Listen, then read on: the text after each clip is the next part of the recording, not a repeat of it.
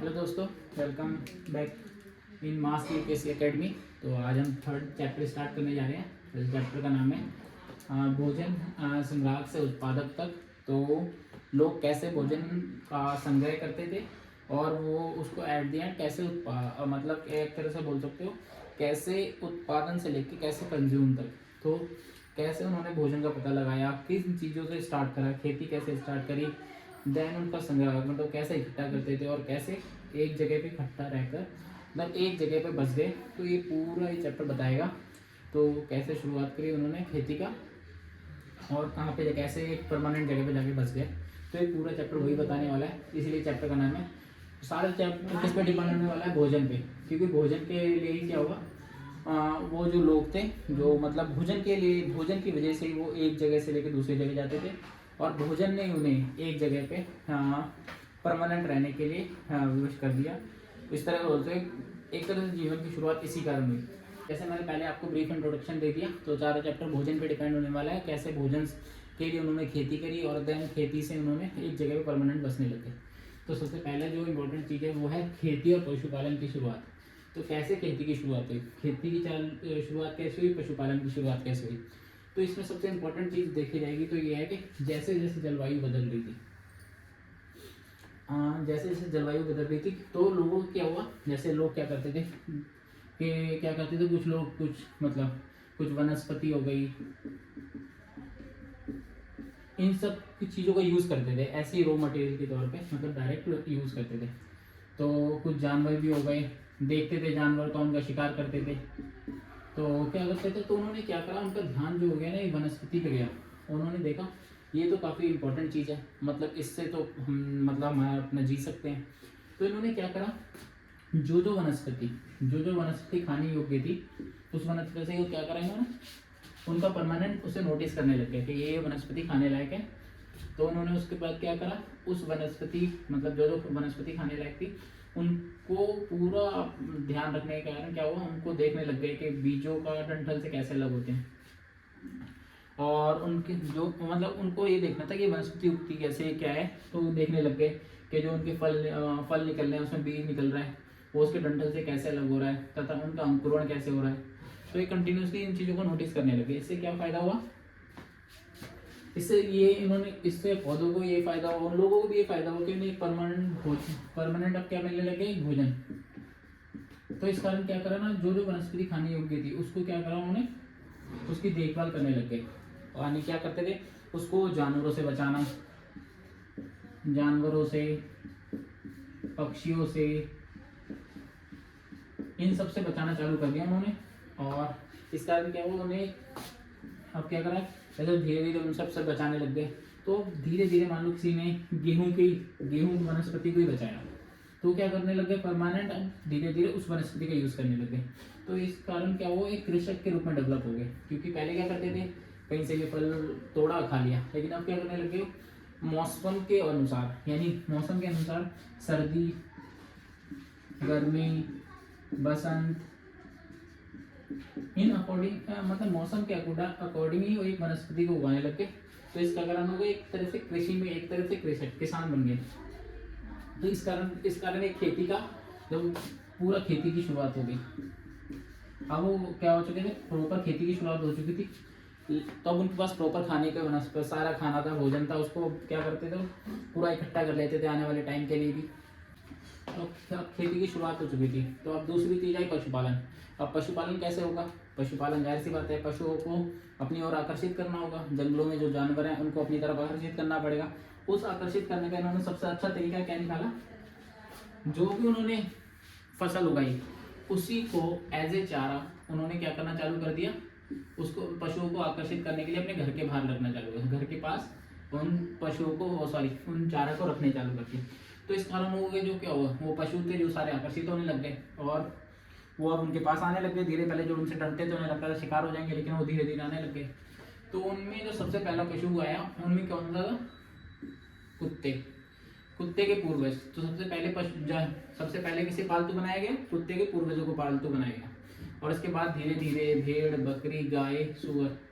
तो इस कारण आप देख सकते हो यहाँ पे पूरे पशुपालन भी चालू हो गया। हाँ, अब क्या था इनके कारण, पूरा पशुपालन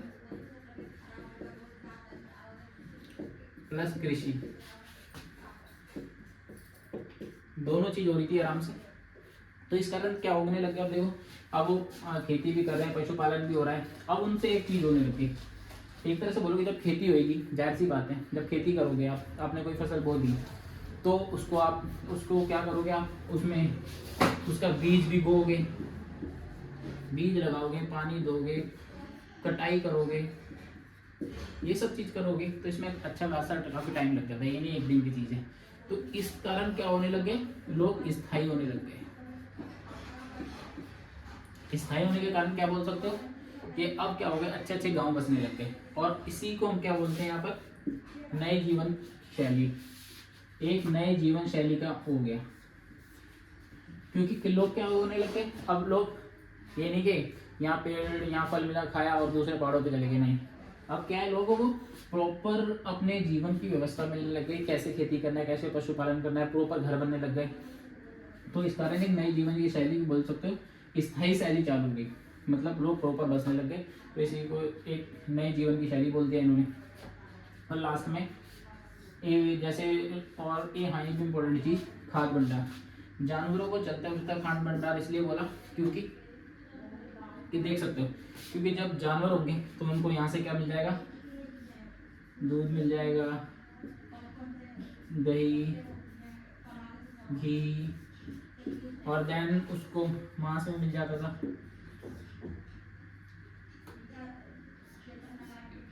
मांस मिलने लग गया तो उनको क्या होने लग गया, उनको प्रॉपर एक तरह से भोजन का इंतजाम हो गया ये जानवरों के कारण।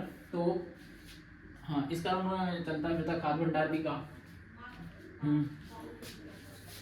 तो एक इम्पोर्टेंट चीज है। हाँ, तो कुछ एक तरह से बोले, जब ये सब हो रहा था तो पुरातत्ववादी थे जो भी, जैसे अपने इंडिया में मैंने बताया था आर्कियोलॉजी सर्वे ऑफ इंडिया, ऐसे पहले लोग थे, वो क्या करते थे, ढूंढते रहते थे, मतलब पहले अवशेष ढूंढते रहते। तो उन्हीं में एक चार्ट दिया हुआ है एनसीईआरटी में, देखोगे अनाज, हड्डियाँ और पुरास्थल। ये मैं स्क्रीनशॉट लगा दूंगा यहाँ पर, तो पूरा लिखना तो मेरे को लगता है सही नहीं होगा क्योंकि एनसीईआरटी में डायरेक्ट मेंशन है। दिखा देता हूँ मैं, ये चार्ट है, देख सकते हो पूरा। मैं थोड़ा आइडिया दे देता हूँ। जैसे इसमें क्या दे रखा है इन्होंने, अनाज और हड्डियाँ, और साथ में पूरा स्थल दे रखे हैं। जैसे कि पहला देखोगे गेहूं, जौ, भेड़, बकरी, मवेशी। ये कहाँ, इसके जो सबसे पहले पूरा स्थल मिले वो पूरा स्थल कौन सा था, मेहरगढ़ था, जो कि आधुनिक भारत में है। और दूसरा जो चावल, जानवरों की हड्डियाँ के टुकड़े, जो कोरिल हवा में, आधुनिक भारत, कोल्डी हवा बोलते हैं इसे। और इस तरह से बाकी भी हैं, महागढ़ मिला, गुफा कराल मिला, बुर्ज होम मिला, चिरान मिला, हुल्लूर मिला, पेयमपल्ली मिला। तो ये तो केवल कम है, और मतलब इसकी लिस्ट काफ़ी ज़्यादा है। तो ऐसे कई पुराने स्थल हैं। मैं स्क्रीनशॉट यहाँ पे लगा दूंगा तो आपको भी इजीली हो जाएगा। तो ये जगह थी, इससे ऐसी जगह कई हैं जहाँ पे पहले पुराने स्थल मिले। तो जैसा मैंने आपको बताया था कि स्थायी जीवन की शुरुआत हो चुकी थी, तो अपने स्थायी जीवन की शुरुआत हो गई थी। लोग एक जगह रहना चालू कर गए थे, रह गिरना चालू कर दिया था लोगों ने, और अपनी खेती पशुपालन करना चालू कर दिया था। तो अब क्या करना चालू कर दिया उन्होंने, घर बनाने चालू कर दिया। क्या करना चाहिए, घर है, अब क्या कर दिया, घर बनाना चालू कर दिया। लेकिन घर कैसा बनाया, क्योंकि स्टार्टिंग में मौसम बदलता था, हर चीज़ होती थी, ठंडी गर्मी पड़ती थी, तो उन्होंने क्या करना चालू कर दिया, एक तरह से गर्तवास बनाने लग गए। गर्तवास क्या थे, ये है कश्मीर, बुर्ज हम करके जगह है वहाँ हुआ है कश्मीर में, ठीक है। और ये घर कैसे होते थे, गड्ढे के नीचे बनाए जाते थे, इनमें प्रॉपर सीढ़ियाँ बनाई जाती थी उतरने के लिए, ऊपर नीचे सीढ़ियाँ बनाई जाती थी। इससे क्या होता था, जब ज़्यादा ठंडी होती थी, ज़्यादा ठंड होती थी, तो लोग नीचे उतर जाते थे और उनको ठंड नहीं लगती थी। और गर्मियों में भी ये नीचे वाली जगह काफ़ी ठंडी होती थी, तो उनको लू से बाकी गर्म हवाओं से भी बचाव हो जाता था।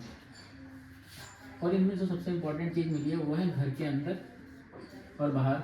यानी क्या मिला है यहाँ पे, ये जो जैसे खाना बनाने की जगह थी, जो आग के अवशेष मिले हैं, तो वो क्या थे, दोनों थे, यानी घर के बाहर भी थे अंदर भी थे। इससे मतलब ये पता चलता है कि वो क्या करते थे कि जैसे सर्दियाँ हो रही हैं तो घर के अंदर कर लिया, और सॉरी जब सर्दियाँ होती थी तो घर के बाहर आराम से आग वाग जला ली, और बारिश हो रही है तो घर के अंदर जला ली।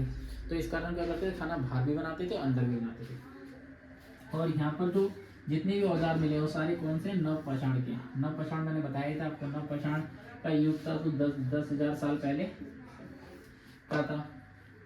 जैसे मैंने बताया था आपको, कैसे क्या था,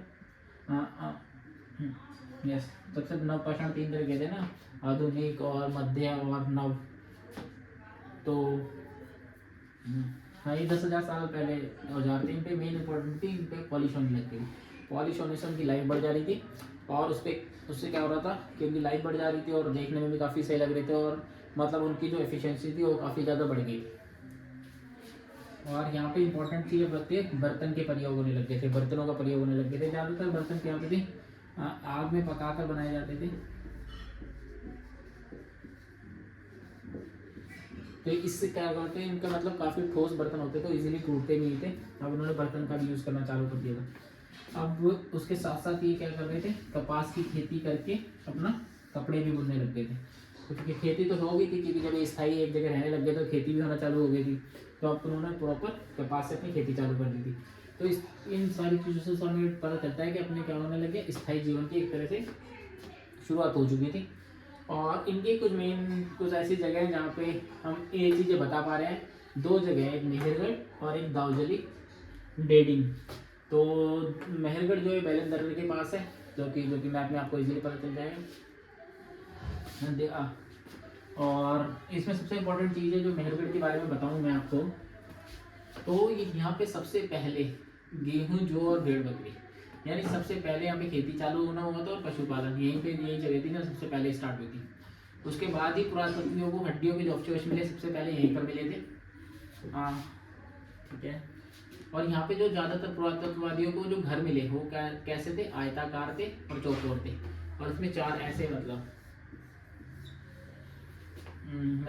हाँ, इसमें जो कमरे मिले थे चौकोर टाइप के।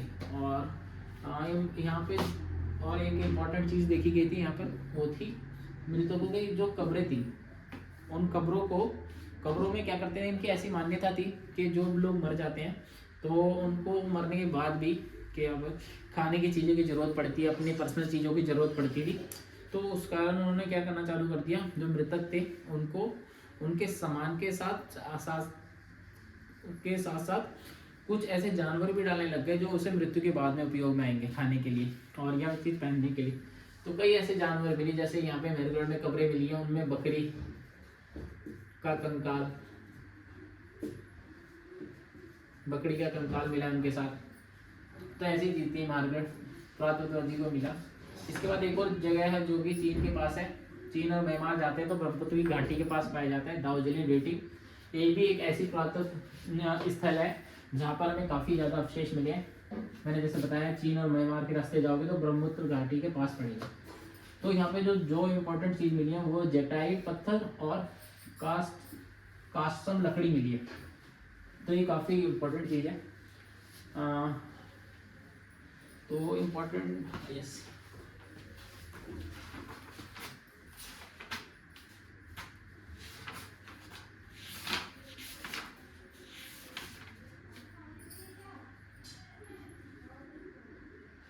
हाँ, तो हमने ज़्यादातर यहाँ पे चीज़ें कंप्लीट कर दी हैं पूरे चैप्टर में। तो यहाँ पे सारी चीज़ें हमने कंप्लीट कर दी स्टार्टिंग से, कैसे नवीन जीवन शैली की हुई, और कैसे खेती चालू हुई, और कैसे पशुपालन चालू हुआ, कैसे फिर स्थायी जीवन की शुरुआत हुई, और कैसे नवपाषाण युग के हमें चीज़ें मिली, औजार मिले, और कुछ ऐसी पूरा स्थल चीज़ें भी बताई गई जैसे मेहरगढ़ और ये। तो ये जैसे जीवन बताया था, भोजन से लेकर एक स्थायी जीवन, भोजन ही एक तरह से केंद्र बिंदु रहा है यहाँ पर पूरा हमारा जीवन को स्थायी बनाने के लिए। तो अगर आपको इस चैप्टर के जो भी क्वेश्चन हो, जैसे भी हो, मुझे कमेंट्स में मेंशन करना, मैं वहाँ आंसर दूंगा। तो दोस्तों मिलते हैं नए चैप्टर के साथ। तो दोस्तों इसी के साथ हमारा ये अध्याय खत्म होता है और हम नई क्लास लेके आएंगे। अब चैप्टर 4, 3 चैप्टर हो चुके हैं इसके, अब चौथा चैप्टर लेके आएंगे। तो तब तक के लिए please like and subscribe mass UPSC academy. तो मिलते हैं नए चैप्टर में, तब तक के लिए बाय बाय, अपना ध्यान रखो और keep learning and keep rock. Bye bye.